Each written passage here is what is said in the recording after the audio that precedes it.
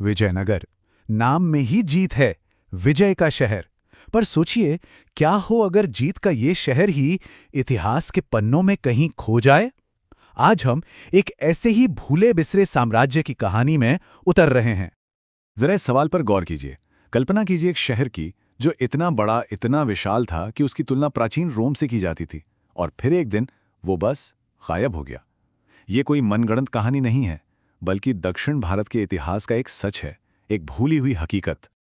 आज ये जगह हम्पी के नाम से जानी जाती है।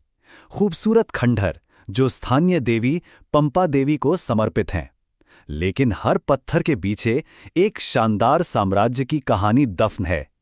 एक ऐसा साम्राज्य जिसका दिल यहीं धड़कता था। एक राजधानी जो अपनी शान शौकत के लिए पूरी दुनिया में जानी जाती थी। तो चलिए इस खोए हुए शहर के कहानी की परतें खोलते हैं, क्योंकि ये सिर्फ पत्थरों और खंडहरों की कहानी नहीं है।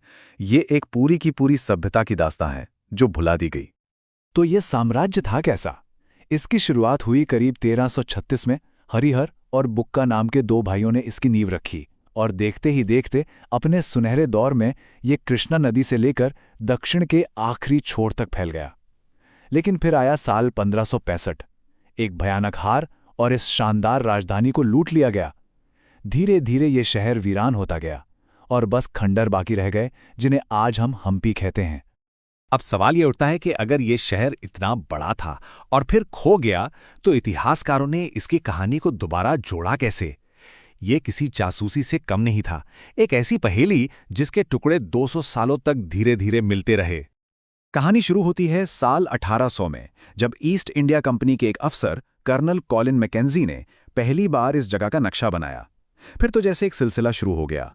1836 के आसपास मंदिरों की दीवारों पर लिखे शिलालेखों को पढ़ा जाने लगा।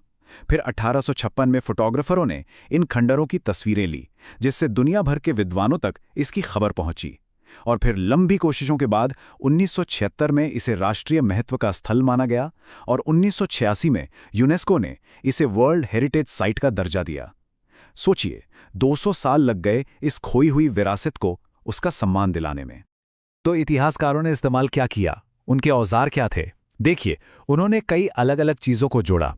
एक तरफ मैकेंजी के नक्शे और स्थानीय पुजारियों से सुनी सुनाई कहानियां थी। दूसरी तरफ पत्थर और तांबे की प्लेटों पर खुदे हुए हजारों शिलालेख। और तो और उस जमाने में ईरान, इटली, रूस और पुर्तगाल से जो यात्री यहां आए थे, उनके लिखे हुए वृत्तांत भी पढ़े गए। इन सब टुकड़ों को जोड़कर ही विजयनगर की पूरी तस्वीर बन पाई। तो इन सब खोजों के बाद मिला क्या? एक ऐसा शहर जो अपनी इंजीनियरिंग और प्लानिंग के लिए एक मिसाल था। एक ऐसी राजधानी जिसे भुलाया नहीं जा सकता। चलिए देखते हैं कि आखिर क्या था इसमें इतना खास। किसी भी शहर के लिए सबसे जरूरी क्या होता है? पानी। और विजयनगर की सबसे बड़ी चुनौती यही थी। ये शहर प्रायद्वीप के सबसे सूखे इलाकों में से एक में बसा था। अब सोचिए, ऐसी जगह पर लाखों लोगों के लिए पानी का इंतजाम करना, यह अपने आप में एक नामुमकिन सा काम लगता है ना? लेकिन उन्होंने इसका एक ऐसा शानदार हल निकाला जो आज के इंजीनियर्स को भी हैरान कर दे। उन्होंने बांधों, तालाबों और नहरों का एक ऐसा जाल बिछाया कि बारिश की एक एक बूंद को सहेजा जा सके। कमलापुरम टैंक और हिरिया नहर जैसे बड़े बड़े प्रोजेक्ट्स ने पास की तुंगभद्रा नदी का पानी शहर के कोने कोने तक पहुंचा दिया। मतलब उन्होंने प्रकृति की चुनौती को एक मौके में बदल दिया। उस दौर में पुर्तगाल से एक यात्री आया था, डोमिंगो पेस। उसने जब इन बड़े बड़े तालाबों को बनते हुए देखा तो वो हैरान रह गया। उसने लिखा, राजा ने एक ऐसा तालाब बनवाया जिसमें मैंने इतने लोगों को काम करते देखा कि वहां 15 से 20 हजार आदमी रहे होंगे जो चींटियों की तरह लग रहे थे। इस बात से अंदाजा लगाया जा सकता है कि यह काम कितने बड़े पैमाने पर हो रहा था। पानी का इंतजाम तो हो गया, लेकिन सुरक्षा का क्या? विजयनगर सिर्फ एक शहर नहीं, बल्कि एक अभेद्य किला था। सोचिए, एक नहीं, दो नहीं, बल्कि 7 दीवारों की किलेबंदी थी। और सबसे कमाल की बात यह है कि इन दीवारों के अंदर सिर्फ महल और घर नहीं थे, बल्कि खेत और जंगल भी थे। इसका मतलब साफ था, दुश्मन चाहे कितने भी महीने बाहर घेरा डाले बैठा रहे, शहर के अंदर खाने पीने की कोई कमी नहीं होगी। क्या जबरदस्त रणनीति थी! तो ठीक है, शहर शानदार था, सुरक्षित था, लेकिन इतने बड़े साम्राज्य को चलाया कैसे जाता था? राजा अपनी शक्ति का इस्तेमाल कैसे करते थे? चलिए समझते हैं। उनकी ताकत का एक बड़ा राज था अमर नायक सिस्टम, ये कुछ दिल्ली सल्तनत के इक्ता सिस्टम जैसा था। इसमें होता यह था कि राजा, जिन्हें राय भी कहते थे, अपने सबसे ताकतवर मिलिट्री कमांडरों को जमीन का एक हिस्सा दे देते थे। इन कमांडरों यानी अमर नायकों का काम था उस इलाके से टैक्स वसूलना और राजा के लिए एक सेना तैयार रखना। और हाँ, हर साल राजा को नजराना भी भेजना होता था। तो इस पूरे साम्राज्य की दौलत और समृद्धि की नींव क्या थी? इसके 3 बड़े स्तंभ थे। पहला, जबरदस्त मिलिट्री पावर, जिसके लिए अरब और मध्य एशिया से बेहतरीन घोड़े खरीदे जाते थे। दूसरा, यहाँ के बाजारों में मसालों, कपड़ों और कीमती पत्थरों का जबरदस्त व्यापार होता था। और तीसरा, खुद राजा का व्यापार को संरक्षण देना। उस दौर के महान राजा कृष्णदेवराय ने तो लिखा भी है कि एक अच्छे राजा को बंदरगाहों को बेहतर बनाना चाहिए और विदेशी व्यापारियों से अच्छा बर्ताव करना चाहिए।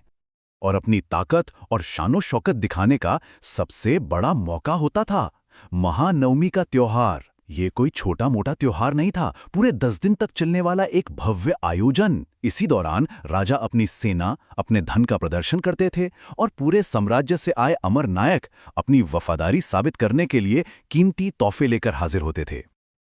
लेकिन कहते हैं ना, हर बुलंदी को एक दिन ढलना होता है। विजयनगर साम्राज्य के साथ भी यही हुआ, और इसका अंत इसके आगाज से भी ज्यादा नाटकीय था। जब तक महान राजा कृष्णदेवराय जिंदा थे, सब कुछ ठीक था, लेकिन 1529 में उनकी मौत के बाद हालात बदलने लगे। उनके बाद जो राजा आए वो उतने काबिल नहीं थे। जो अमर नायक पहले वफादार थे, अब वो बगावत करने लगे थे। सत्ता एक राजवंश से दूसरे के हाथ में फिसल रही थी और साम्राज्य अंदर से कमजोर होता जा रहा था। और फिर आया वो साल 1565, तालीकोटा की लड़ाई। इस लड़ाई में दक्कन की सल्तनतों ने मिलकर विजयनगर की सेना पर हमला किया।